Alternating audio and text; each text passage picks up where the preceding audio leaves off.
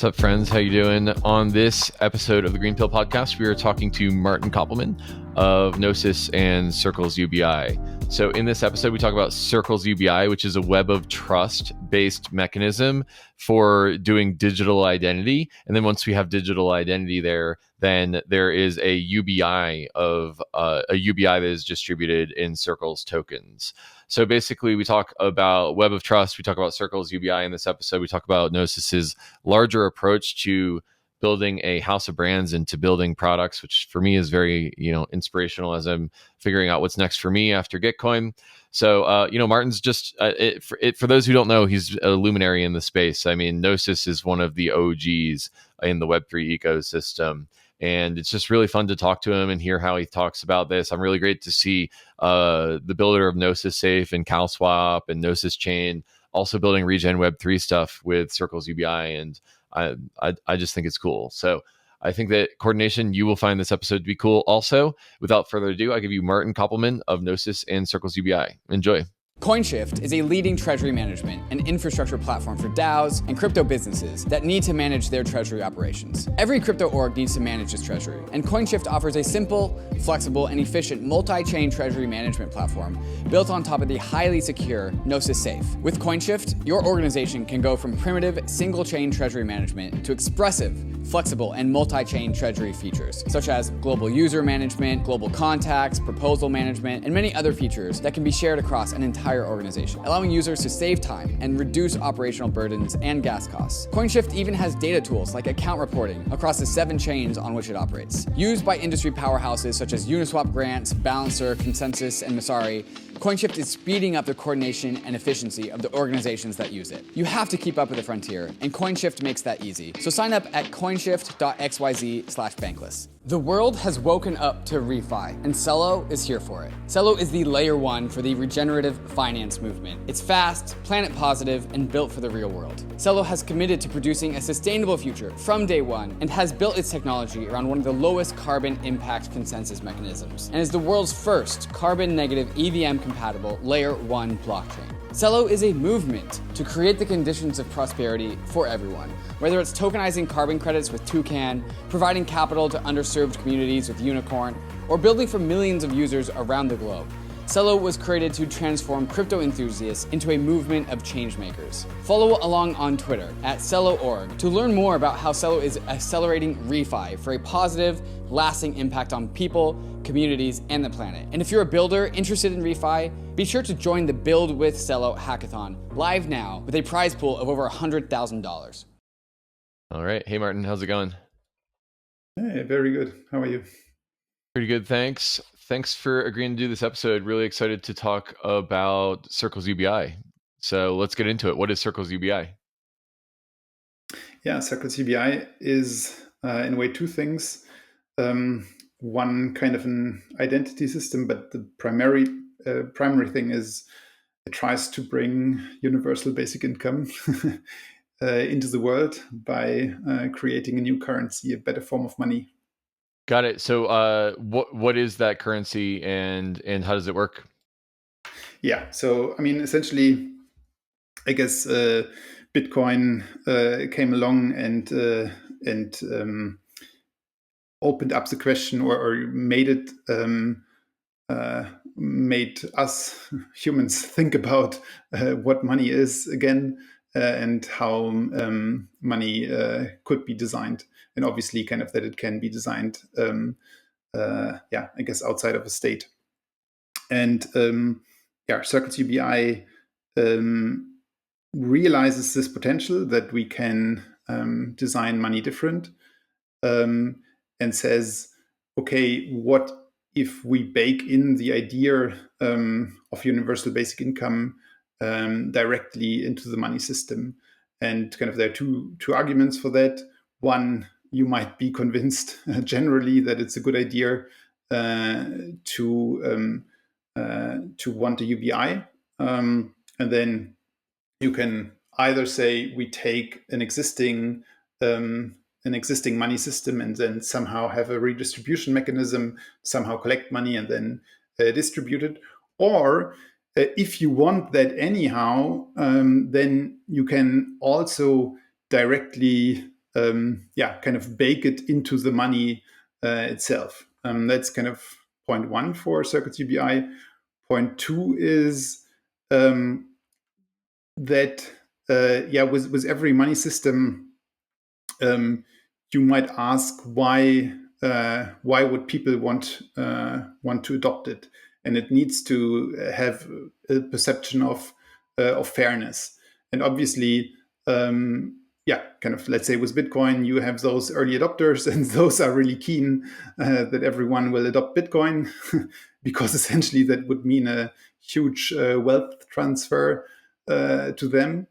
So an alternative perspective is simply saying, okay, we want something similar as Bitcoin, but we want to have a fair distribution of the money. And that's another perspective of looking at circles. I'd love to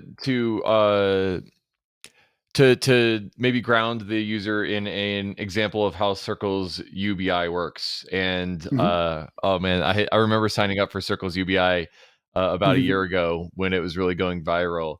And so I'm wondering if you could talk about that first time user experience. What do you have to do in order to get the Circles UBI tokens? Right. So in Circles, as soon as you sign up, you get one circle an hour. So kind of one circle represents, in a way, one human hour. But Circles has a kind of specific Sybil Resistance mechanism, and and that's based on a web of trust. So kind of the standard way to kind of to sign up for it is to connect to other people, or concrete. The interface is designed in a way that you need to be trusted by 3 people who have already joined the system. And again, there are 2 reasons why it works that way. One is indeed a Sybil resistant aspect, but the other is even more important. The other is that money is essentially a social construct. If you are on an island alone, then money really doesn't matter, because money is always kind of tied to humans. Money is only relevant to humans. So humans decide to accept something as money, and that is essentially what this trust connections mean. So in Circles, actually, if you look under the hood, everyone individually issues their own specific token. So in that sense, their own kind of money. And trusting each other means, if you would trust me, then, or if we trust each other, then essentially what we are saying is, I am accepting your money, your personal money, and you are accepting my personal money. And to make things kind of ideally easy, and ideally to be able to abstract away from the fact that in Circles you hold very different forms of money. This trusting each other means we are kind of making our currencies with each other fungible by saying we can exchange them one-to-one. So if you're new to Circles, you issue your own money, kind of, then no one would accept it. But if you are part of a circle, of a web of trust, then within that circle, or within those trust connections, your money or your circles are fungible and can be transferred. So we had a couple episodes ago, we had Brian Ford, who is a professor that's been studying Sybil resistance, on the podcast. And he was saying that basically in order to create Sybil resistance, you have 4 options. You have, in terms of mechanisms to connect the system to an actual user, you can use biometrics, you can use government identification, like KYC kind of stuff. You can use presence-based things, which is like, you're in front of me, so I know that you're a human. And then the last one is web of trust, where I trust you and you trust Alice and Alice trusts Bob. And so there's a flow of social trust. And it seems like from what you said that Circles UBI is based on web of trust. Is that a correct perception? Oh, absolutely. So it's in its pure form. It's completely based on web of trust. It is possible to add other forms to it. So that is not, or kind of only experimentally live, but we have features coming up that you can kind of get additional attestations or verifications to your account, and that could indeed be the other options you mentioned.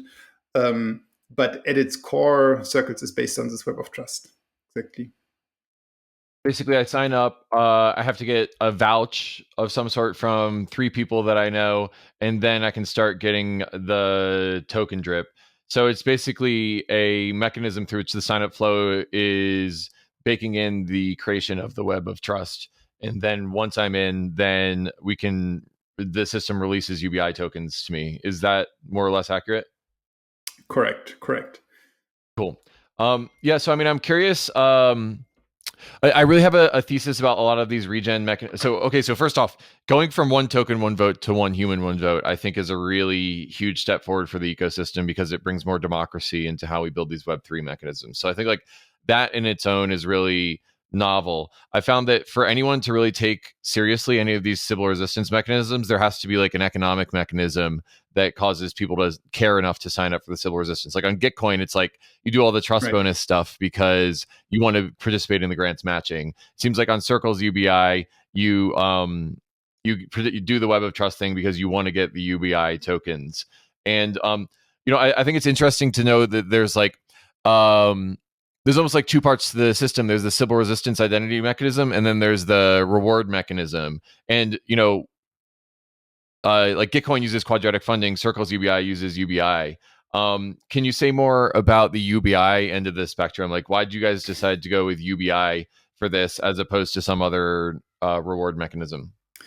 Yeah, I would go to this question, but before that, I would also raise intention for another aspect of it. You mentioned there needs to be economic incentives, and yes, there is an economic incentive to kind of sign up to get UBI. But there's also a very interesting other element of it, which I think is missing in many other web of trust systems, and that is the opposite of a reward, in a way, kind of a penalty. So in other obviously the concept of web of trust has been around for a long time, going back to PGP. And of course also projects like Bright ID, and there are plenty, but it's not always clear what it means, or kind of how valuable is the information that you are trusting someone. So in a way, for example, let's say on Facebook or on Twitter, you like someone or you follow someone, and the question is how valuable is this information? And with Circles, there is an interesting aspect that if you are too loose with trusting people, so let's say there's a random Telegram group and people ask, please trust me, and you trust them, and you don't actually kind of you don't actually verify that it is a real person. Then in Circles you are potentially losing money, because what you are doing by trusting them is you are saying you accept their circles, or even more, you are willing to you are agreeing that they can exchange their circles for yours. And now that means as soon as your circles have some value, and that can easily be established by you yourself putting up some liquidity for your own personal circles, then by trusting someone else, you essentially say their tokens again have the same value. So now this other person can take now let's pretend this other person is now indeed a bot or someone who tries to spam the system, and you kind of just blindly trust them because they ask whatever on Telegram to be trusted. They can now take their essentially worthless tokens, because you can obviously create hundreds of accounts, and exchange them against your tokens that actually have value, because let's say you simply put up some liquidity against a stable coin for them, and they can essentially then drain you get a bunch of their personal tokens, and they run away with the stable coin. And now kind of their personal tokens, because others might very well be more careful and will not trust this person, then essentially you end up with circles that you can't use and you can't spend anywhere in the system. So that's why there are kind of those two important economic incentives. There is an economic incentive to get connected and to build as many trust connections as possible, because that means your circles are valuable in the network, because there are people that are willing to accept them. But at the same time, it's also important to not connect to people that are that where others don't want to connect to, because they are fake accounts. And in my view, that's a very important additional dynamic. Yeah. It's really kind of an elegant design, I think, the way Web of Trust works with respect to the identity system. And it's just kind of beautiful to see people experimenting with these regen mechanisms live in the wild. I mean, it seems like Circles has gotten a good amount of adoption, and that you're pouring some resources into it. So, could you say what excites you about working on this problem space after you've had many other successful projects, of course? But I mean, I'm curious what kind of lights you up about this specific one. Yeah, for sure. So, a little bit of the history of Circles. We started or launched, or kind of the idea has been around for many years. I think 7 or 8 years or more, I believe. And initially, it was described as a fork of Bitcoin, because back in the days, Bitcoin was the only thing that existed.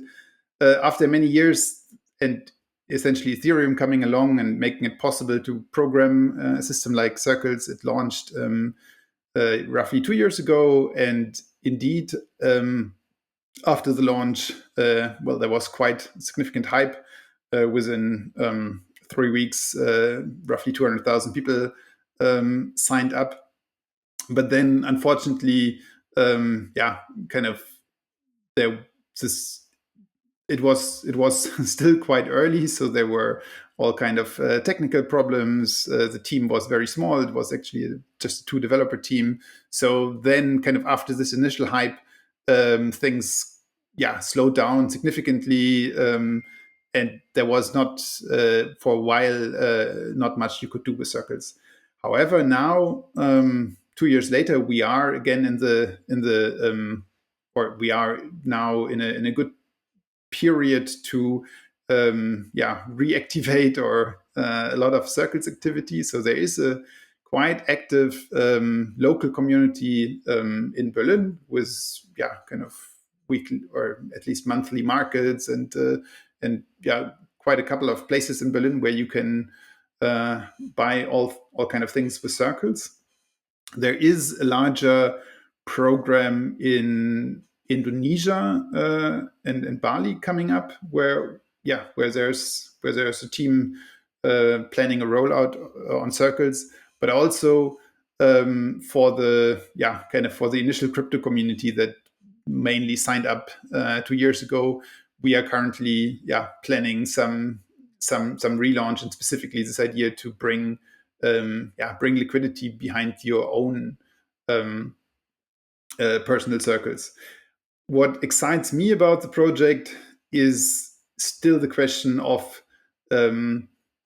what is a good form of money, maybe maybe what's a good decentralized stablecoin actually. So so far we are seeing all kind of stablecoins, and also all kind of stablecoins failing. And Circles, to me, has a promise to be actually a form of money that is used in day-to-day transactions, but that is deeply rooted in existing social relationships. So it's not kind of just some speculative bubble that's disconnected from the actual economy. Ideally, it's very connected in people. So in a way, the circles, every individual circle is in a way backed by the person that is behind that circle, and so by the economic activities this person is doing, and of course its network. So everyone who's trusting this person, that's really what backs every individual circle.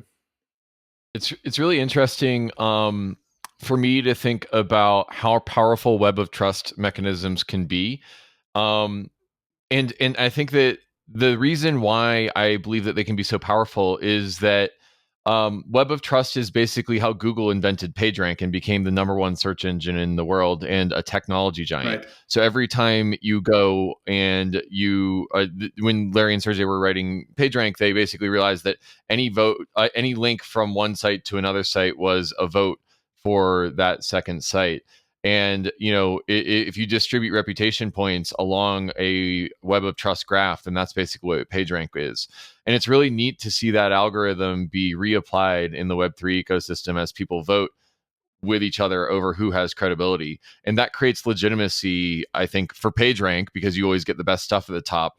But with respect to the monetary system inside of Circles UBI, there's a similar amount of legitimacy that's bootstrapped there. And it's just kind of a novel way of constructing an economy there. So I don't know if you have any comments, but that's, for me at the bleachers, what is it especially elegant about this mechanism? Yeah, and I absolutely hope, or we also want to make it easier to use this web of trust graph in other contexts. So, I mean, there are plenty of applications, but one just very obvious one is, let's say, a rating system, which currently get gamed all the time by all kind of Sybil attack and bot attacks. So you could very well imagine to weight ratings by the distance of that other person that is rating in your web of trust graph. So yeah. So it seems like there's sort of an iterative process where, or like the attributes of the system is that the UBI is paid at a periodic interval. It's unconditional, right? This is universal basic income. It's paid out on an individual basis, and it's. I also see this thing about cash payment there, but does that just mean that it's the Circles token that people are getting? Yes. Working in Web3 is awesome. It's freeing, powerful, and so much fun. But working outside of the typical W2 employee structure is a deal breaker for so many. OPOLIS is helping the self-sovereign worker focus on what they do best, their work, while managing the back end for them. There is a lot of nation-state overhead when working in Web3, and OPOLIS takes care of all of the back-end stuff, freeing you up to do what you do best. OPOLIS leverages group buying power through a community employment co-op, helping you save 20 to 50% on high-quality, affordable healthcare options through Cigna. So, do what you love and maintain your financial security. With OPOLIS, you must be authorized to work in the United States to receive OPOLIS benefits, but OPOLIS is expanding its services to Canada starting on January 1st, 2023. So, book a 30-minute consultation with the OPOLIS experts and join OPOLIS by December 31st of 2022 and get 1,000 work tokens and 1,000 bank tokens when you sign up. So go to connect.opolis.co/bankless to get started.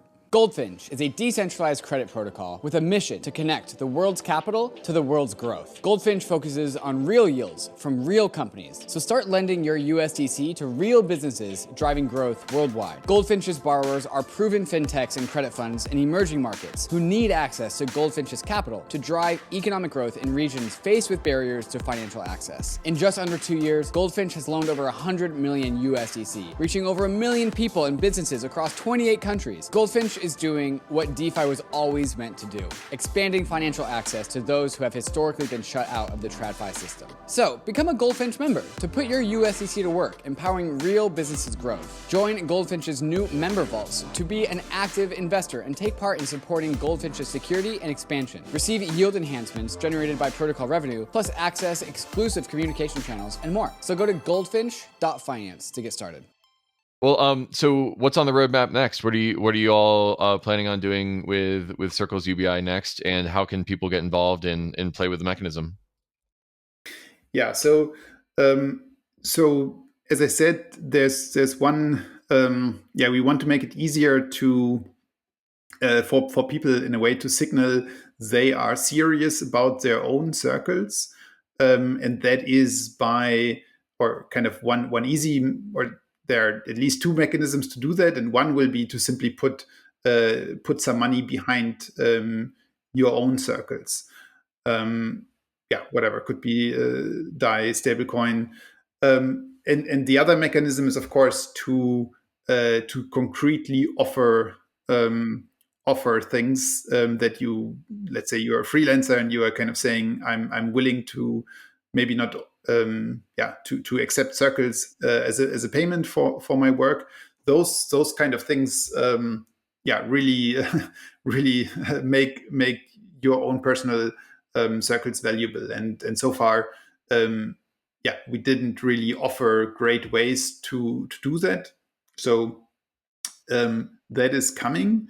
Then as soon as those mechanisms are available, we are also working on a second concept to form groups. So the pure web of trust mechanism is quite powerful, but also complex and makes a few use cases hard. So you need to kind of remember if you trust 50 people, let's say, then your total circle balance can actually be 50 different tokens of all those 50 people you trust, and that makes it a bit hard to integrate circles into the Ethereum ecosystem. So let's say even on Gitcoin, let's say someone would want to accept Circles donations, then Circles isn't really exactly a specific token. It's thousands, 10,000, hundreds of thousands of tokens. And again, that makes it just practically harder to deal with it. So and the second issue is, again, in a way, everyone is individually responsible for making their own personal circles valuable by, again, saying I offer for something for it. So groups can be or groups are are a very, very human thing, and kind of if you want to get something done like a universal basic income, it always relies on groups. So kind of if you're alone on the world, you cannot receive a basic income. So you will always receive a basic income from your group, from a community. So with groups, or we add a layer to circles where you can simply define a group, and there can be various rules. So it could be a group could be a DAO where there's some process to become a member of the group. But a group could also be based on some attestation. So a group could be you need to do this this verification process, whether it's biometrics or kind of there's this proof of humanity with this kind of or there are a bunch of processes to and each of those could be a group. And now we are able to say, okay, let's say there are 1,000 Circles accounts that all belong to a specific group. Then we can create kind of a Circles group token that is exclusively backed by the individual circles. So essentially it means if you are a member of that group, you get the right to take your personal circles and put it kind of into the group contract and mint at that moment the same amount of those group circles. So now it's a bit easier simply to do things like establish liquidity or establish simply value or trust in that in a way circle or group circle, because again it's now no longer backed by a single individual but by a group, and obviously groups can be more powerful, I guess. Yeah, I'd be really interested to see, how I'm saying we as in the royal we, but like this ecosystem can create interop between all these different web of trust and reputation systems that are being created.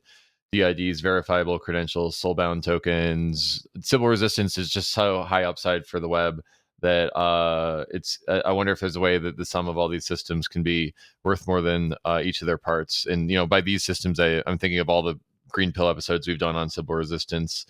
Gitcoin Passport, WorldCoin, Bright ID, Proof of Humanity, all of these things. It feels like there's a lot of great experimentation in the area, and I can't wait to just see us have more of a one person, one vote money Lego. It's going to be really powerful. Yeah, for sure. And yeah, we are aware of all those other and are happy to connect as much as possible on this node. It's kind of quite a technicality, but I think it's an important one. In Circles, we have very early on decided that smart contract identities are important.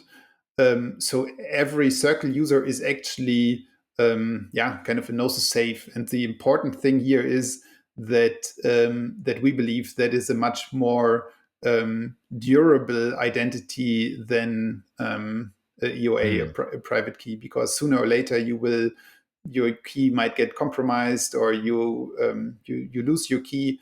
So we don't think that's a good thing for an identity that ideally you could use for your whole life. A smart contract allows you to change the key later, to upgrade the key, to upgrade the account, to have social recovery mechanisms. So we see, whether you want to use the word soulbound token, but an identity in our view cannot be a private public key pair. It's really neat that that you're reusing Gnosis Safe there. It feels like there's a strategic complementariness between the different products in the Gnosis Safe portfolio, in the Gnosis portfolio, and then probably the wider ecosystem of money Legos as well. So I think that's really cool. What I guess, like, zooming out a little bit, I'd be curious. Sort of, I know that you're really involved in Gnosis, and I know that Gnosis has multiple products. Safe just spun out on its own. Do you see it? Zooming out, do you see Circles eventually spinning out of Gnosis one day? Also, is that kind of the model that y'all are moving towards? Is incubating projects and then spinning them out? Although I think Circles is an exception. So with Gnosis, we did well. Initially, we started with prediction markets, but back then, simply so much infrastructure was missing, like a wallet. So essentially, the backstory of the Gnosis Safe is that many years ago we wanted to do a token sale, but there was no multisig wallet that could handle tokens. So we wrote a multisig multisig that can handle tokens. and that then later became the Gnosis Safe.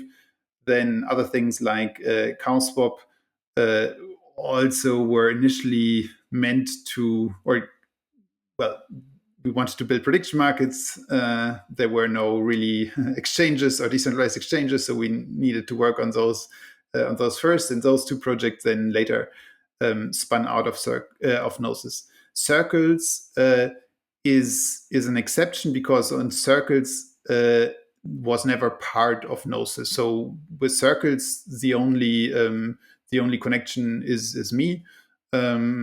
I again came up with the idea of Circles many years ago, but then a community formed around this idea. And when Circles was launching 2 years ago, I was actually just on the sidelines involved, and I kind of always tried to support the various teams that have been working on or around Circles over the years. But it was never a Gnosis project.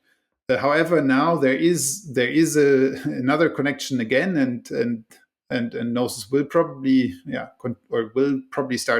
start to supporting Circles more, because Circles launched on back 2 years ago. The Ethereum was obviously way too expensive gas price wise for a project like Circles, Right. where the intention is you can make a payment, you can pay your coffee with it. So it launched on XDAI, one of the few sidechains available at the time. And a year ago, Gnosis merged with XDAI and turned XDAI into Gnosis chain. And now kind of that is actually our large focus on Gnosis. So Safe and CowSwap are spun out, and Gnosis is now really kind of doing Gnosis chain, and Circles is one of the most important applications on Gnosis chain. So in that sense, there is now the connection again, and Gnosis will certainly support Circles however it can. Right. It's really neat how your Gnosis is kind of incubating this house of brands. Gnosis Chain, Gnosis Safe, CalSwap, Circles UBI. And for me, as you may know, I recently left Gitcoin DAO, and I'm no longer in a leadership position there. And they have their own independent autonomous governance. And I think that this like super modularity, where you have each product has its own governance and contained scope, but there's strategic complementaries between each of the things, is a really elegant way to build a house of brands and to just do more than you would be able to do with one large monolith. So I'm seeing some parallels between what you're doing with what we've been doing in that respect. Although Gnosis is huge and very successful, and so I'm a big fanboy of yours as well. So it's neat to see that as an example.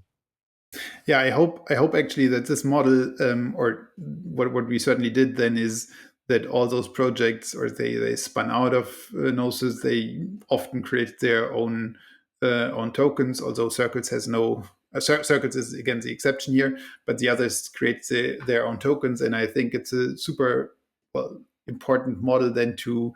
Or a model I very much like and would like to see even much more is then those shared incentives. And it's actually very easy with tokens. You can do those token swaps, and you can do bonding curves of tokens against each other. I would actually like to see this much more happening in the industry. That so many projects are kind of dependent on each other. We are building this super composable ecosystem, and I think it's always good to do that as much as possible, to have shared incentives. Well, I think that your hit rate is really cool. I hope to not be a one hit wonder and not just be known as the Gitcoin guy for the rest of my career. And I hope to have multiple hits as well. So it's been inspirational what you've been doing. Is there anything that I didn't ask you that you want to say, Martin? No, I think covered it. Okay. Well, maybe a place to end is where can people find you and Circles online? Yeah. So the website is joincircles.net. Of course, also on Twitter. Yeah, I'm most quite active on Twitter. Koppelmann, Koeppelmann. Great. Well, we'll have links in the show notes for everyone to click on those. And thanks for coming on the GreenPilled Pod to talk about circles, Martin. Yeah, thanks so much for having me, and thanks for all your work in this field. Yeah, really excited about the regen future that we're all building together. All right, peace.